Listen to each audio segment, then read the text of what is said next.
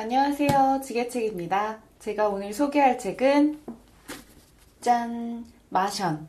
어느 괴짜 과학자의 화성판 어드벤처 생존기.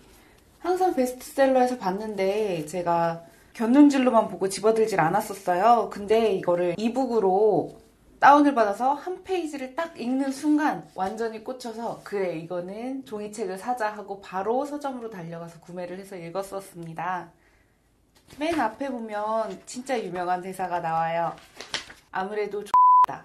그것이 내가 심사숙고 끝에 내린 결론이다. 나는 X다. 이 책을 보고 나서 바로 영화를 봤는데 맷 데이먼 주연인데 포스터를 보는 순간 굉장히 강렬하죠. 영화 역시 정말 재밌었습니다. 이제 리뷰를 하겠습니다. 주인공인 마크 와트니는 화성으로 탐사를 온 식물학자입니다.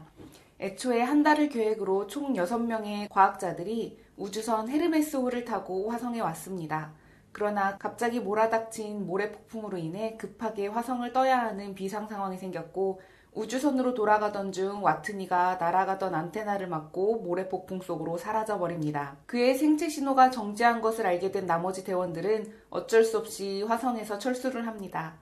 그러나 그는 기적적으로 살아남았습니다. 안테나가 뚫어버린 우주복 옆구리에 와트니의 피가 흘러 굳으며 내부를 차단하며 살아남게 된 것입니다. 그렇게 기지로 홀로 돌아온 와트니. 홀로 남겨진 그는 자신이 살아갈 경우의 수를 따지기 시작합니다. 다음 화성 탐사는 4년 뒤. 통신 장비까지 모두 끊겨버린 그곳에서 아무도 자신의 생존을 모를 것이기 때문에 혼자서 4년을 버텨야 합니다. 총 6명의 30일치 식량으로는 얼마 버티지 못합니다. 그래서 그는 감자 재배를 시작합니다. 유기물이 없는 화성의 흙에서 감자를 심기 위해 자신의 분변을 이용하는 와트니. 다행인 건 그가 식물학자라는 점. 수소와 산소를 이용해 물도 만들고 대단한 일을 혼자서 합니다.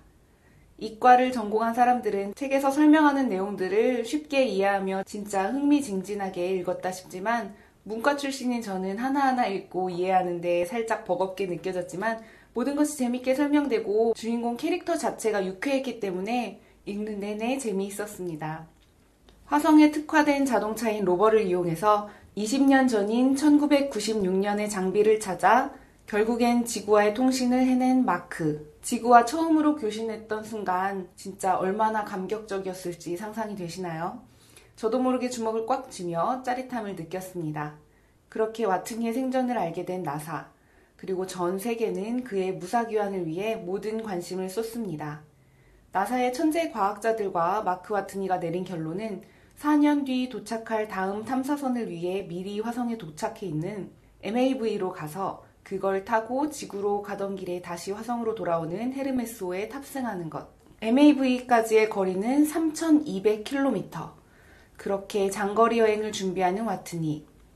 트럭 로버를 개조하고 태양열 전지를 싣고 45일간의 장거리 여정을 시작합니다. 화성을 떠나 지구로 돌아가던 헤르메스호의 대원들 역시 큰 어려움을 감수해야 했습니다. 다시 화성으로 돌아가기 위해 추가로 필요한 보급선을 지구에서 보내줘서 우주에서 도킹을 해야 되는데 만약 실패할 경우를 대비해 그들은 회의를 합니다.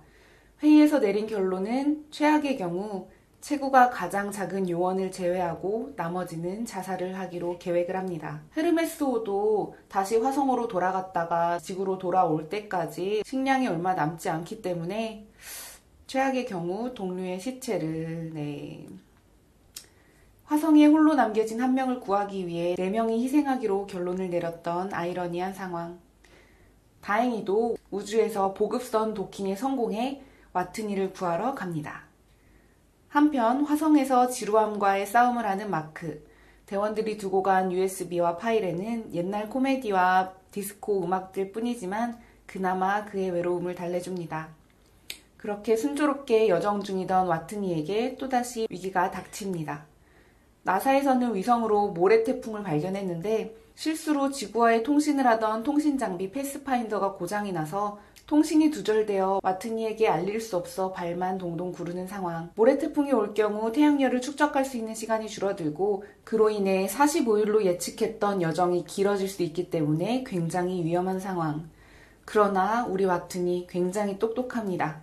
태양열 충전율이 점점 낮아지는 것을 알아챈 마크는 저는 잘 이해하지 못하겠는 계산법들로 모래폭풍의 방향을 추측하고 빠져나갑니다.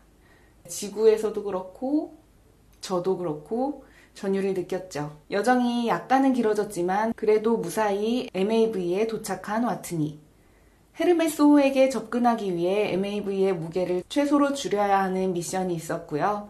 이것저것 다 뜯어내서 무게를 최대한 가볍게 개조한 뒤 드디어 헤르메스호가 화성으로 근접해 도착했고 어려운 상황 끝에 끝내 만납니다.